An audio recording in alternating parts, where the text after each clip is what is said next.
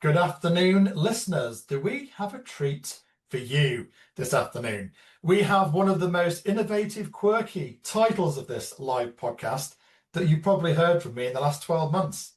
So before we get to the title, I'm Matt Stringer. I'm the Chief Exec at the Education Showroom, and we'll quickly go around. Tom, a little bit about your background, your history, and what provoked you to create such a magical AI tool, Tom? Thanks, Matt. So, yeah, my name is Tom Raithby. I'm a PE teacher again in Scunthorpe. Met Robert just through the connection that my school has with the college. We've only actually met once in person. So thank you for coming on, Rob, to, I guess, help me out, hopefully, with your experiences of using Chalkd. Still a PE teacher full-time, still have a pastoral lead in school, and I'm currently leading for AI in our school as well, and they've had the chance, thankfully, to work quite closely with the college in terms of sharing some ideas as well, which has been really nice. But yeah, in terms of creating the tool, and again, I've said this on a previous podcast, and I say it very quietly as a PE teacher who, I guess traditionally we get off very, very lightly in terms of marking. But yeah, I just hated doing it. It was one of those parts of the job that seemed to take up the most amount of time out of anything that I did, with perhaps a score at the end of it, which is the usual outcome, maybe tiny bits of feedback or kind of circles on questions or little hand scribbled notes, but nothing really of any kind of detail to be able to give to the students. So again, some students really loved having a score because they'd done particularly well, but it maybe didn't tell them anything they didn't already know. Similarly, some students were like really crushed by the score that they got because they'd not performed as well. And sometimes the conversations that came from that obviously were then useful, but that just overall score in itself seems to take such a long time to get to without ever having, I guess, like a purpose fully attached to it at the end. So the idea behind Chalkd was, could I take some of that legwork away from myself first and foremost, and then obviously the ability to share that with other teachers is kind of the reason for coming on the podcast. But yeah, the score side of things. But then the next step was actually the important part is the feedback. So not just where do you need to improve, you haven't revised, or a quick 30-second conversation with a student, but actually some kind of granular actions that they could then follow as a result of whatever it was that we gave the system to mark. Yeah, very, very good indeed. And Robert, obviously you have a very special guest in your room as well. We'd love to learn a little bit about your experience and your setting as well, Robert, if you don't mind. Yeah, of course. So I'm assistant principal at John Leggot College in Scunthorpe. So we're a sixth form college. We are a college of around 1,800 students. And roughly 50-50 split between vocational and A-level. My responsibility predominantly is around teaching, learning and assessment. And we've dabbled ourselves in terms of AI marking, in terms of trying to remove the burden, the workload. But we've always hit barriers. And to be quite frank, once we've introduced Tom's system, once we got near Chalkd, it was quite clear. Certainly around the sophistication of things like mathematical language, Chalkd have the edge on anything we'd seen before. But what we find is, because we are an A-level centre, because we're a level 3 centre, a lot of our students are writing big, beefy responses, and you can imagine the marking load that goes along with that. It's absolutely phenomenal, and students that they're so keen to learn at this stage and this phase that they're eating up feedback, and actually a lot of the time we're doing them a bit of a disservice because we're giving them hand scribbled notes akin to the nonsense that's on my post-it notes that's barely legible, and that is where we really start to see the tide turn, and we start to see the value in an AI system that gives such a higher quality at a pace as well. Yeah, that's brilliant. What a brilliant introduction. Thank you very much to you both. That's fantastic. And now we're going to take a bit of a deeper dive into a couple of kind of angles, I think, or areas. Again, doubling down into the key things we've spoken about. So AI, teacher burnout, workload management with the view to reduce workload, and of course, optimizing mental health. So pulling those out from the title, that's what we're going to really, really focus on right now. So a general discussion, Tom, Robert, obviously with myself here, is what is the key challenge that schools and multi-academy trusts have and continue to have in regards to these key areas, these key challenges. Tom, what do you want to get us started? What are the key challenges that schools and MATs continue to be faced with? Again, for my particular role in school, I'm kind of middle leadership, so I probably don't see as much of that side of stuff as maybe Robert would. But I know just from kind of, I guess, a boots on the ground experience that you come up with a system or a methodology of getting something done, and I don't know, a term later or a year later, there's something else added to the plate. Again, I guess then teaching is one of those jobs where you find your feet, and we had a conversation about workload in our last middle leaders meeting with other learning coordinators or heads of year, to give it its more traditional name, and we were talking about some of the extra jobs that we've taken on kind of since COVID, and how our role has changed and has shaped. And our head teacher kind of spoke, and he said, even if I could magic up another hour per week, for example, to give you some extra time to go deal with those things, that hour would just be eaten up with something. There isn't, you look at your timetable and there's a non-teaching period, but there isn't ever a free period where you can just sit and kind of, even to actually probably sit and crack on with some marking, particularly in a pastoral role, there's always a student that you need to have a conversation with, or there's a parent that needs a phone call back, or even just to actually go around and observe some of your students learning and take in some of what's going on across the school. It's the plates that you spin as a teacher are multiple, and they all need spinning at exactly the same time. So I guess from a, like I said, boots on the ground type of experience, that would be mine. And again, I know from my world as a PE teacher, my marking workload is tiny compared to English and history colleagues, as an example. Thank you, Robert. Your perspective on that, please. Yeah, I think there's two sides, isn't there? There's the sort of the window dressing thing. There's the nice parts, the things whereby you have your staff lunches. So we get a coffee voucher every month. We've got a Costa coffee on site. And those sorts of gestures are really well received by staff. But the tendency is always to say, yeah, but I've still got to do all this. I've still got all this work to do. And they are nice things. They don't necessarily solve the fundamental problem. Something that we've tried to do over the past few years is actually reduce down the amount of assessment points that we have. So we've shrunk to now we assess our students on a central basis 4 or 5 times a year, depending on if they're year 12 or 13, year 1 or 2 with us. Because what we found was that we could collect a lot of data, and we think it told us an awful lot of information.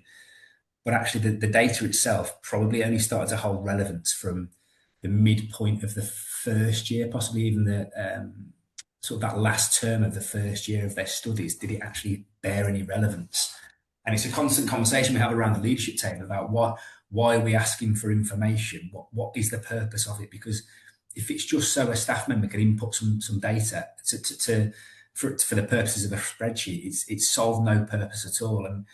And what I'm really passionate about, what we as a college sort of are really trying to reinforce, is actually the need, the necessity why we're asking staff to do things, and particularly when it comes to marking. I abhor marking. I don't use the word marking. I hate marking. I think marking is a totally pointless exercise and really quite controversial. Feedback is the only metric that's relevant, and again, that's where the AI systems are so impactful. Just because we think that if we've marked something and we've given something back to the student, the job's done. But the job hasn't started at that point because the student has not engaged with any of it at all.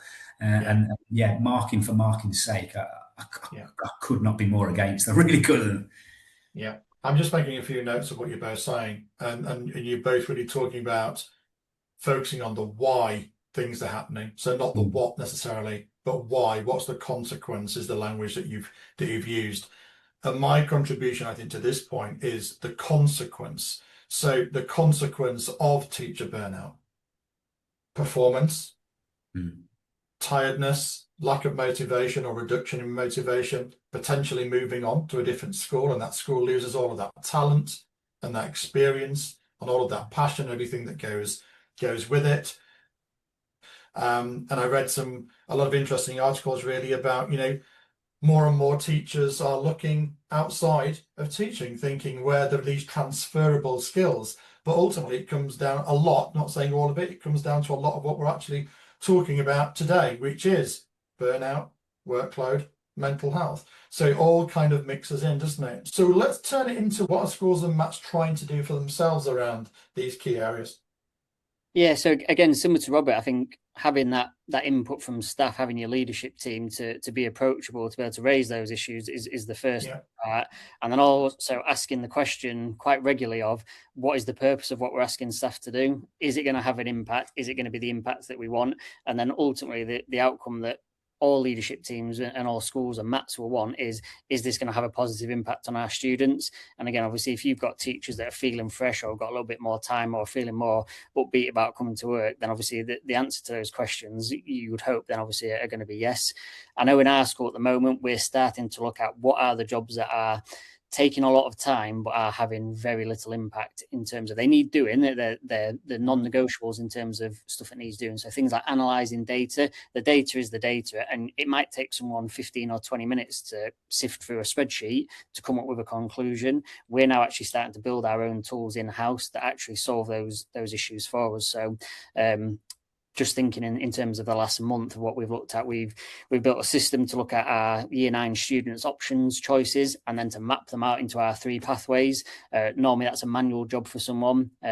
It's not a hard or difficult job. It is a little bit of a jigsaw at points, but the students have picked those choices. We want to give them the choices they've picked. So actually, yeah, it's kind of here's the data we have, and he's putting into this format. Can we get something to do it for us? So we built an AI tool that will automate that for us. Similarly with attendance, we've started to look at differences from week to week in terms of attendance. Normally our attendance team, someone would take on that role, but the data is there. If someone's dropped by 10%, why have someone spend 20 minutes equating all of those and then coming up with a list? Let's just have the list appear in front of them.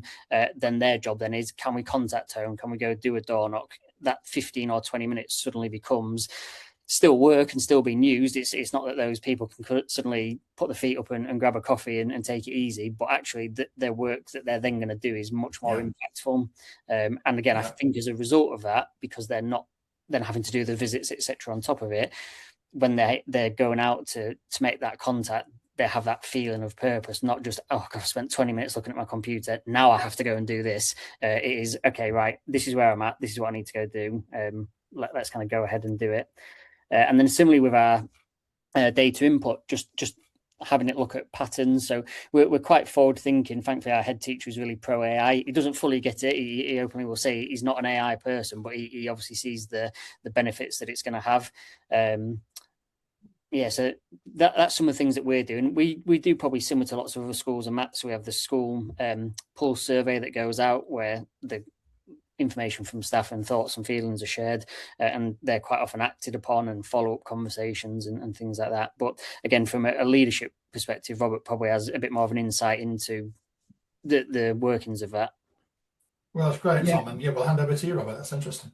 Yeah, definitely. I mean, there was a phrase that was sort of circling in my mind as Tom was chatting away there, and that was, I don't think we're necessarily reducing work. I just think we're getting better work. I think we're improving the quality of the work and the I guess the meaning of it and its usefulness. Because one thing that we started last summer was we removed all exam analysis from any of our teaching staff, of our middle leaders at all, because actually we found that through AI we could do it in a much more efficient and effective way. So traditionally, one of our middle leadership team would return on results day, would start chewing through their question level analysis, would start going through their trend, and start to consider really what their direction of travel is for the next academic year. We asked them not to do that this year because we felt it was an onerous task that actually was of little benefit. It was busy work. The summer's finished, so we better find you something to do.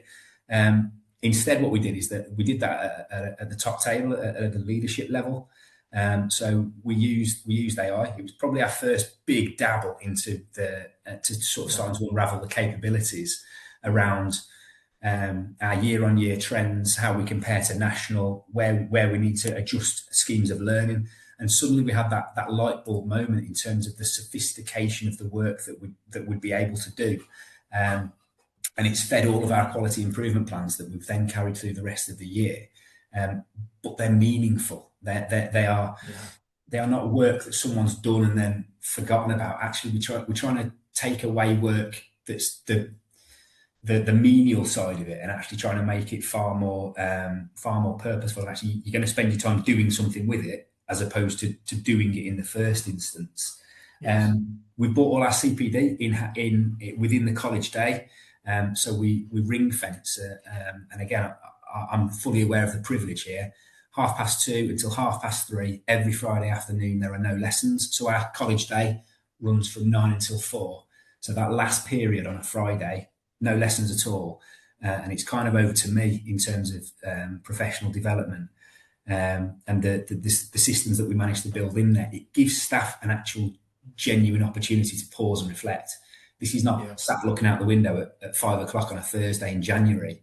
This is that continual, as it should be, continual professional development that by bringing it into the college day, we have such a better buy-in for it. We really do. And it's then about, right, so we have this captive audience. What do we do with it? How do we best manipulate and use that time? And once again, we've travelled down many an AI path too. And Tom's aware of some of the stuff we've done in terms of CPD jams for staff, so I can develop as a teacher, not of biology, but of AQA biology. So it's very specific, the work that the staff can tap into in terms of their own professional development, the relevance, the meaningfulness to it. And also alongside that, a number of sort of resource development things too, which again feed out of Chalkd a lot of the time. I go back to it. I don't think we're necessarily, and maybe I'm wrong, or our method here is wrong, but we're not asking staff to do less. We're just getting them to do it better. Yeah. Yeah, I must say, chaps, I'm incredibly enthused by this. I'm listening to this, making notes of my own, Robert, like you are. This is really interesting because it's about, the old saying, I don't necessarily like it, but it's true, is you don't know what you don't know. But a lot of schools are beginning to get into the beginning parts of AI. But what you guys are doing brilliantly is, and with clear passion and I'll say evidence, and we're about to see that shortly, Tom, from your product, this is adding incredible value. So if a school and Matt leaders listening to this thinking, where am I, personally as a school or as an individual in regards to your AI, look at what Robert and Tom are potentially doing and how you could think like this and operate like this, and the time savings, but the actual outputs and efficiencies sound quite incredible, really. And consider embracing AI, investing in someone to show you its capabilities and get the most out of it. I'm sure to start it as a beginner is tricky, like anything, but to actually get to grips with it, embrace it, learn it, is definitely something that is clearly worth doing. And I think that dovetails perfectly, Tom, if I may invite you to share your screen, and let's start to bring this to life with having a look at Chalkd. Yeah, I mean, just to I guess maybe close that area of the conversation is, I'm not a school leader, and some people will look at me as a PE teacher and kind of think, what does he know about education and things like that? But and I definitely don't know everything. I'm very much aware of my world and how I work in this school, and it's the only school I've ever worked at. But I sat with our SLT team, and we looked at what jobs were taking up the most time, and then started to think, what can we get AI to do to resolve some of that? We'll still get the same output, we'll still get the same end result, but then we can use our time more effectively elsewhere. You can now build your own tools. If you highlight a problem within your school, so one of the big things we're looking at the moment is creating our staff timetable. It takes one member of staff a run of about 6 or 7 weeks, and version 1 to, I don't know, about 6 million or something like that, of trying to get all the pieces to fit. So we're just thinking, right, why are we doing that ourselves? It's such a waste of that person's time for ultimately to have a timetable that is just going to fit the slots based on staff hours and allocations and groups. So we're going to try and build our own version of that. And my advice would be to leaders to go out and have that conversation with your teams and see what you can build in-house. The plus side of that, obviously, is there'll be a little bit of cost in terms of having to pay for maybe an AI subscription of whichever tool you choose to use. But we reckon we could save about £35,000 per year just on replacing some of our current edtech solutions. Which again, budgets are always something that come up when schools and colleges talk. So to wipe that amount off your budget, it's effectively another teaching member of staff. It's massive, massive. Yeah. But yeah, on to Chalkd. So I'll share my screen is probably the best way, if that's okay. Please, of course, yes, please do. So this is the page that you'll be presented with when you first visit the Chalkd website. And my aim with building this out was teachers have enough on their plates without having another complex tool to learn. So in terms of the tools that are available, they're quite self-explanatory, but to quickly run through them, if you just wanted to mark a single piece of work or coursework, you'd obviously approach it here. If you wanted to run a couple through, at the moment, around 5 is kind of the sweet spot. As AI technology improves, I fully see that this will grow to be a class or a year group or a department where you can run the full, I guess, cohort through in one run. Exam paper marking changes the output ever so slightly because it gives you a detailed report into that particular exam that you've picked. And then some of the other tools that are in there, these I fully appreciate. You can ask any AI tool to do these, but again, my purpose was to try and have everything that you maybe would need in one place. So a lesson planner will obviously plan a particular lesson for you. Really good if you've got a cover lesson that you need to set some work for. If you have a teacher coming in that maybe isn't a subject specialist, can be really helpful there. Data analysis may be more useful at middle leader or senior leadership level to have a look at any particular data you want. Simply drop it in and it'll analyze and look for some patterns and some information there. Curriculum mapper, again, for heads of departments or curriculum leads, if you are looking at changing the way that you work and on what you deliver, or perhaps you've got a new course to deliver, this could be the tool for you. A standard report writer. So again, I know in previous years, there were tools out there that operated in Excel and things like that, where you would fill in male or female, and it would give you a copy and paste good, bad, and indifferent type report that you would then assign to each student. This gives fully personalized individual reports that you can then use and take away and tweak and amend. All you need to do is put in a student's name, select the gender from a drop-down list, and then if you want to add any comments in, but we'll kind of go through the tools one by one, maybe the best. But I guess the three main ones are the reasons that people would look to Chalkd as a solution is around the marking systems. So again, once you're in there, wanted to keep it as simple as possible. This isn't something where you have to go on a course to learn. It's there within a few clicks. So the example I'll choose is with regards to English. This particular one it's actually an in-house assessment that we've made ourselves. So again, from the drop down, if you're dropping in a GCSE piece of coursework or something like that, the tools are in there for you to use. If you want to give the task a title, you can, and then you can pick your own mark scheme to upload. So I will just grab the mark scheme. So drop in our Year 9 2026 Spring Assessment. In this section, you can select a student. So I'll pick myself. You can then assign that student to a class. This will help in terms of some of the analytical tools that we've added, and through conversations with Robert and colleagues at the college, this is something that they asked for, which has kind of been added in later. And again, if you want to add in a target grade, this will tailor the feedback. So if a student's target is a grade 7 at GCSE, for example, and the work that they produce is at a grade 5, that feedback will then tell them where they've fallen short, what they need to do to get up to that next step. In terms of upload work, select from a couple of different options. Again, wanted it just to be accessible to everyone. We're a Google school, so Google Drive made sense. Standard file upload, or you can actually just scan the work using the phone camera that you hopefully would have there as well. So if I just grab a student here, so this is a fully handwritten paper.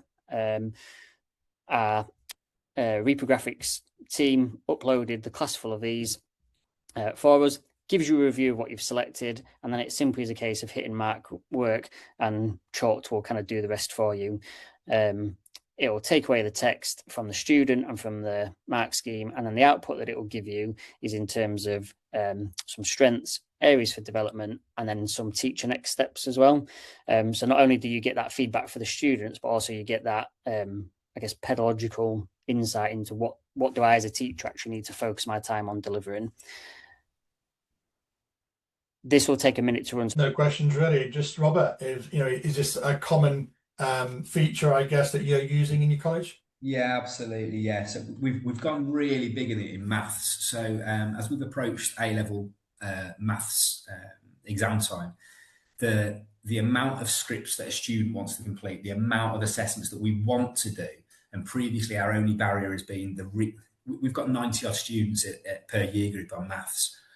Marking that many A-level papers is an utter impossibility to return it with any sort of level of sophisticated feedback. And what we've done is we've basically put someone on point, James, who's done a phenomenal job and he's done a lot of work with Tom, that he's been the person who has become our AI maths marking guru. And what we've been able to do is create for every single student, every time they've done a paper, a question by question breakdown, and the levels. You can almost turn it up and turn it down, Tom, in terms of how much feedback you want the student to have necessarily. Yeah, they've either got this overview, or they've got this question by question analysis. And what we have never found is a system that will mark maths. I've tried developing as a layman numerous systems for my subject, for politics, for literacy based subjects, but to get it done and get it right for maths is a work of magic as far as I'm concerned, Tom. Fantastic. Thank there you you. go, Tom. What an endorsement that is. Yeah, that's great. Thank you, Robert. And again, I've not actually seen Robert since the college have used this, so it's really nice to hear that. And obviously the words before were really kind. But in terms of I guess, the output, this is the type of thing you could expect. So as a teacher, it will break down. So within the paper, they have 3 sections they need to answer. So it gives you a breakdown. It looks at the paper of what's actually on that paper that you've assigned it to. So this rationale is individual for every single thing that you upload. It then gives you a score in terms of what have they actually achieved. And then it gives you a breakdown as to why it's actually given those particular grades. So 11 out of 24, it's in the upper mark band of level 2, and that the student communicates there. And then what you get for the kids, if you like, or the students that you work with, is 2 really clear, I guess, statements based around what it's seen from that paper. So it summarizes, it looks at areas of strength, it then focuses on the areas that it can develop it, and then it will give you some teacher next steps, and then handle it. Obviously, if you wanted to create a lesson plan based on that feedback, you can hit the button there and it'll take you away into a session or a group of sessions, if you like, that you could then go on to deliver. Love it. Hugely impressive. So super. Very similar in the bookmarking, set off very much with the same process. I won't go all the way through this because I'm sure your listeners don't want to see another loading screen. But again, you would upload your rubrics. I'll pick PE on this example. And then dead simple here, type the student's name in, select the target grade, upload, add another student, and you're away in terms of clicking mark. And again, the feedback you get then is just broken down into drop down windows as to you can then focus on same feedback that you saw on the individual student, but on a book scale. Yeah, super. So the exam paper marking, this is the one that John Leggot College have probably used, I guess, more than the coursework element. So if I use physics as an example for this, so we'll just use a test student at GCSE level, and we'll just use physics. You can pop in the total marks, but it will work that out for you based off the paper anyway. And again, assigned to a class. So again, I'll just drop this in a test class. And one of the things the college asked for, again, was some manual grade boundaries. So with Chalkd, it very much is still not necessarily in development, if you like, but it's still, I guess, going to grow and evolve from what it is currently. So if there's a feature that you are looking at this and thinking, oh God, I wish it could do that, please get in touch, because it's definitely something I want to, I guess, help as many people as possible. Very, very similarly, then you can upload a mark scheme. Just while you're looking, Tom, I might just jump in and blow some more smoke at it, to be honest, because what we found is, and I'm not sure you quite offer the same service to everyone. I don't know. Maybe you do, Tom. Maybe you've got the ability to, but the agility with which Tom will work and on this platform we were tinkering and playing around. So we wanted to do this. We'd like it to have this. Is it possible to have this? And it's not been a barrier. It's almost like it feels like, and I'm sure perhaps this is the reality, like you are building it for us because you want it to make it better for us. It really does feel that personal insofar as the agility and the personability to having someone like Tom sit behind it. It's not just a robot. there's a person, there's a human there who's putting a lot of time and effort into it. Yeah, and I've done a couple of kind of talks similar to this. I guess my ethos around building this is I want it to be useful, and I've said very similar. And if someone's listening to another podcast from me on, they'll think I'm a broken record. But the purpose of this is not to make any kind of money. It was originally just, can I build it for myself? So then it was, well, this is how I would want it to work. I appreciate my way and methods of working are not suited to everybody, but in terms of outlook for this, I said if it makes enough for me to buy a takeaway at a weekend, I'm cool with that. If I can take the family away on holiday, that's fine. If I get to retire at the grand old age of 38, I'm cool with that as well. But the purpose of this is I want it to be a good product. I kind of like the idea of being the person that solved marking as much as anything, and to do that, obviously, it needs input from teachers. I guess while that was going on, so the mark scheme is uploaded there. In terms of that, these are photos taken from a member of staff's phone. Just clicked upload, uploaded each individual page of a full exam, and again hit mark and you're away. So in terms of the process of this is really, really simple in terms of easy to use, easy to generate, and you don't need to go on a course, as I said, to learn how to use Chalkd. Super. Yeah, it's really, really great. Just while that's setting up, Tom, just in terms of how did you get, out of interest, how did you get started with your knowledge to build such a system out of interest? So, are you completely self-taught? How did you come about building this? Yeah. So I guess if you're thinking about like the old 90s films, because that's my era, probably most people think like sports jock, secretly probably like tech nerd. So all the way through growing up, I've loved kind of messing around with technology and computers. And I did actually go to John Leggot College as a student. So I did do A-level IT. So I've always had an interest in technology and tools. And I guess when the first AI systems came out, it was just something that really excited me in terms of the purpose of what can this do?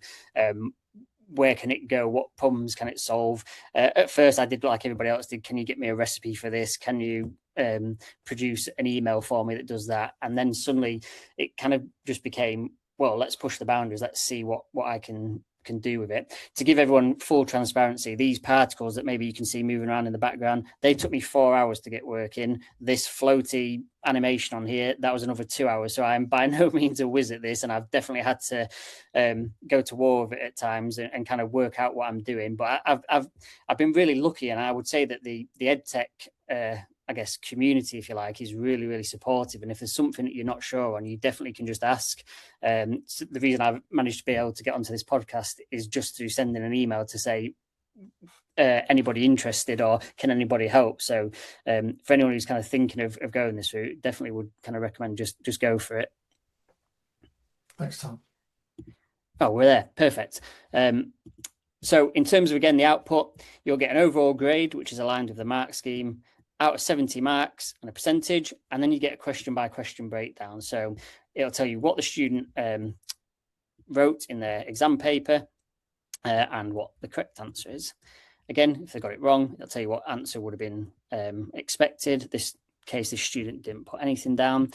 And again, it will kind of analyze if it's out of a certain amount of marks, it will look. So it takes in diagrams. And again, if this is live somewhere, you want to pause it and read the feedback, I'm sure that's doable.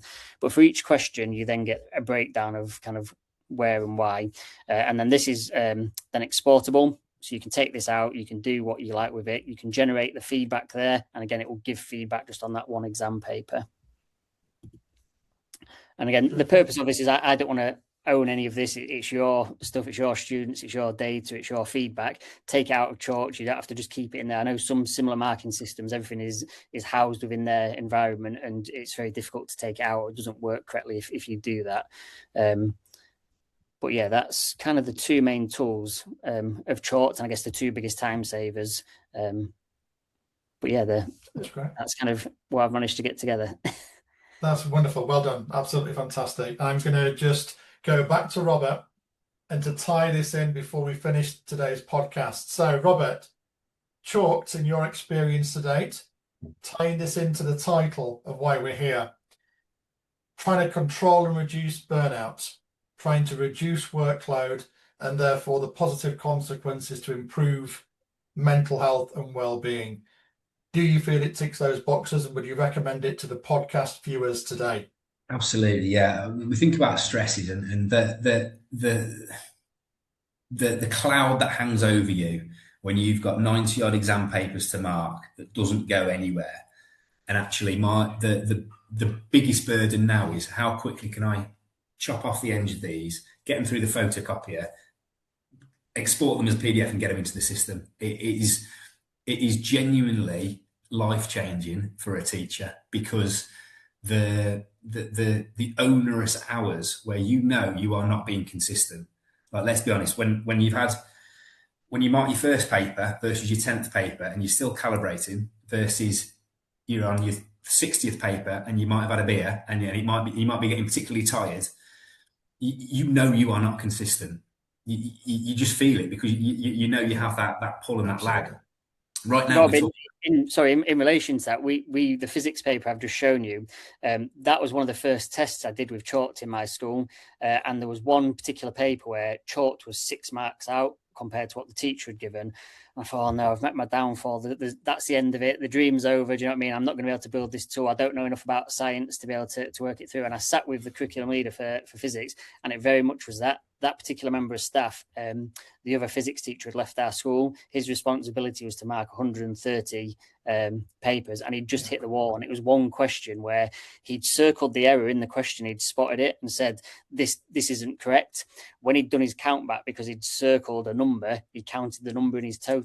So actually we found that the AI was slightly more accurate there in terms of it wasn't burnt out by paper number 130, as obviously a teacher would. And we've all been there, haven't we? And like you say, you're slogging on a night and trying to get them done for a deadline. Again, it's in terms of accuracy, because I guess that would be a question that people ask. The purpose of this is that it's always within tolerance. And again, if it hasn't been, I've been able to feed it other examples and tell it why it hasn't. So again, over time, this will only get more and more accurate with where it's at. But at present, I hope I'm not speaking out of turn, because I don't think the college have said otherwise. It is always marked within exam tolerance. Yeah, absolutely. And the amount of on results day, the amount of reviews and marking that we put in, we know that exam markers are not accurate. We know that for a fact. And this very much falls within that tolerance, and it removes so much of the pressure from the teacher, but also thinking forward, that ability to, as a teacher, when was the last time we did some marking training? When was the last time we did some credible, you think about your physics teacher there. When was the last time we had that opportunity to do something credible that actually gets my eye back in? And that's exactly what this has the power to do. It's the difficulty sometimes can be, it's not that the AI is wrong, it's that you as the teacher are potentially wrong, and the machine is doing it right. There's a learning point there for you, which is fantastic professional development. Absolutely. Thank you very much, Tom. I'm sure there is so many listeners like, I need to speak to Tom. This is fascinating. It's interesting. This is great. I want to have a try. I want to have a play with this product. I want to see what the keyword impact and difference that this can make to an individual person, to a group of teachers, to all the teachers, to the school, to a mat. How can people get in contact with you, Tom, please? Yeah, so LinkedIn is probably the easiest way. So if you just search for Tom Raithby on LinkedIn, I don't know if there is another one. I might be one and only. But if you search for me or for Chalkd, so chalk is the word chalk with a letter D at the end, which now looking back from a business and marketing perspective is terrible, because you have to explain it every time that you say it to someone. But that's the name I've got, and I'm sticking with it for now. But yeah, just reach out and have a conversation with me. It's a freemium type model, so you can just log in as an individual teacher, give it a whirl. You can put a couple of runs through it.